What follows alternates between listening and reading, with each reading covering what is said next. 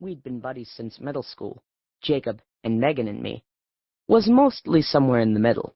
Never invited to the big deal parties, but not exiled to the outer limits either. It's not a bad place to be, the middle. It's comfortable, it's easy, and it's safe. And I'd probably still be there if it wasn't for Jensen.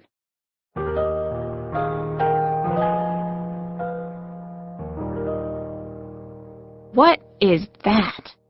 From Megan in her usual drama queen way. But it was a sight, really.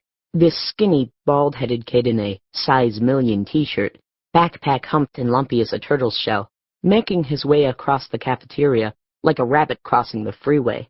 This way, that way, looking all around. An exchange student? From Mars? No, they only come in the fall, said Jacob, taking one of my fries. Like last year. That one girl, where was she from? Latvia? Estonia?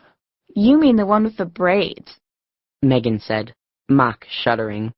Once in gym class, she was doing these backflips and her braids got caught on the... Justin, what are you staring at? I'm trying to figure out what he's doing.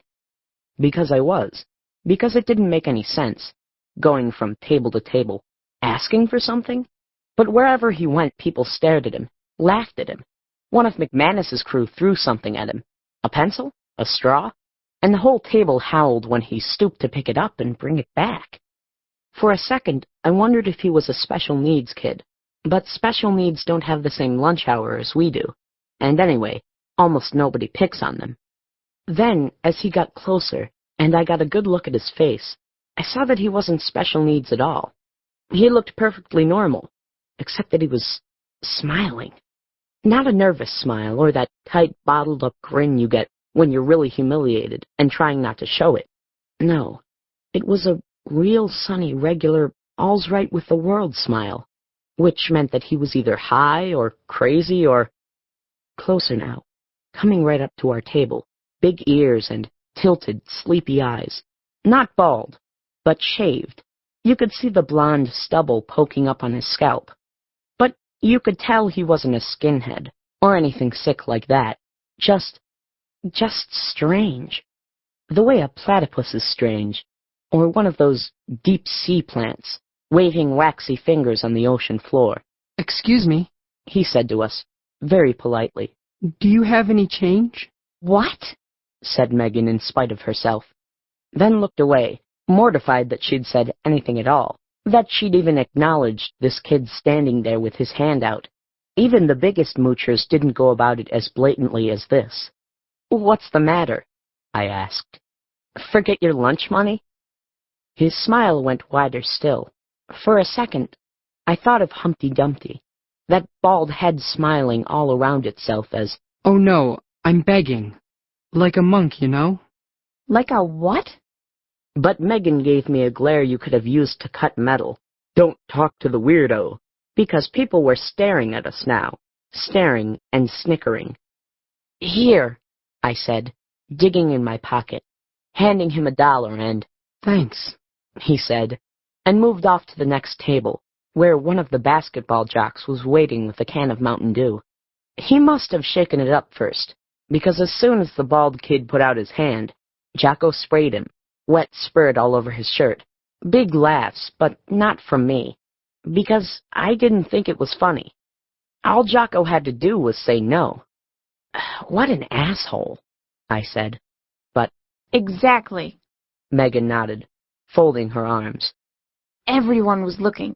Don't do it again. Before the lunch bell, I left to hustle up to Econ, needing to finish yesterday's worksheet on the Federal Reserve. Is there anything more boring than worksheets? Or economics? Maybe watching dust form. People started filing in. I was almost done and... Hey. From the kid who sits behind me, Tim Elder. He always smells like menthol cigarettes. Here comes the alien man. You see what he did at lunch? And sure enough, it was the monk boy, bald head, drenched t-shirt and all, talking to Ms. Keller, who handed him a book, pointed him toward a seat as the bell went off. Actually, it's not a bell, it's a tone, like the ones they have in prisons. And as he passed me, he smiled. Just a little, Not the way you smile at someone you don't know but kind of do, like the mailman, say, or the counter guy at 7-Eleven.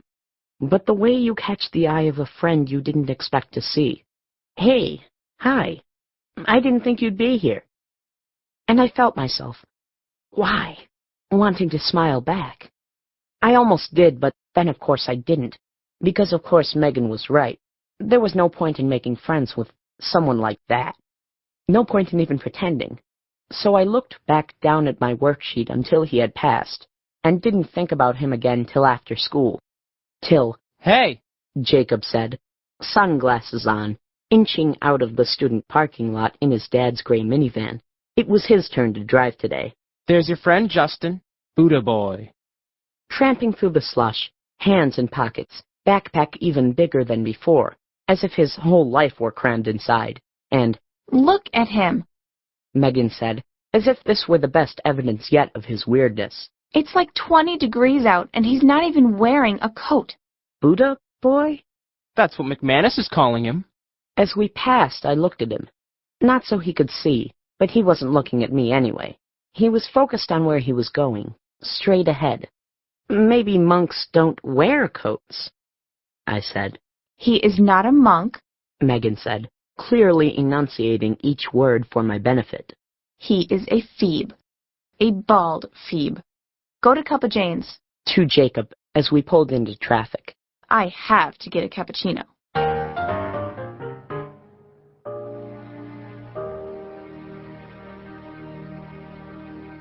Ms. Keller, people call her Killer Keller, has long, lean fingers and even longer nails, dragon lady nails, lacquered a deadly pink. When she points at you, you know it. So when she started pointing out partners for some big new, creative project, I stopped doodling in my notebook and paid attention.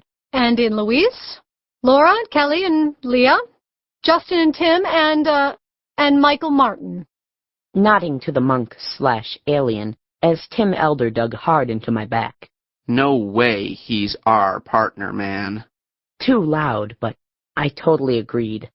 I wasn't wild about Menthol Tim either, but at least he and I were on the same side of that invisible divide. The normal versus the not normal. The outcasts and the strange, the ones like Buddha Boy. Although there wasn't anyone quite like him. He was kind of in a class by himself, sitting there in his dragon t-shirt, bubbled and peeling from too many trips to the dryer. You have to say something to her. You have to get us out of this. Why me? Why can't you talk to her? But in the end, he just stood beside her desk like a statue, and left me to do the dirty work, try to explain why we didn't want Buddha Boy for a partner. He's new, I said, sounding lame even to myself. And he doesn't know anything about what we've been doing in class. The projects are self-explanatory, and you two can help him. I looked at Tim. Tim stared at the floor, and, Some kids, she said, a cool and seamless gaze, steepling those long pink nails. have been pretty mean to him already, because he's kind of different. I know I can count on you not to do that. Which, translated, meant, I know exactly what your problem is, and I have no sympathy. So back we went to our seats, where I sat for the rest of the hour quietly writing, shit, shit, shit, in the margins of my notebook, as across the aisle Buddha Boy, had he heard us? Scratched busily away, taking notes, drawing? Who knows? I didn't look at him again until the bell rang, up from my seat and eager to get away. But there he was, like a stray you can't get rid of, standing right in the aisle, right by my desk, and, Justin, in that same polite voice, I guess we're going to work together? I guess. He held out the projects list. Do you want to do the board game thing? It looks like it might be fun. Make a board game illustrating an economic principle, including a 3-page paper explaining the game. Fun, right. Sure, I said, hoping no one was watching us, wishing he would get out of my way. But for all his bald-headed politeness, he was determined. He was going to pin me down to a time and place. So, how about tomorrow? I said.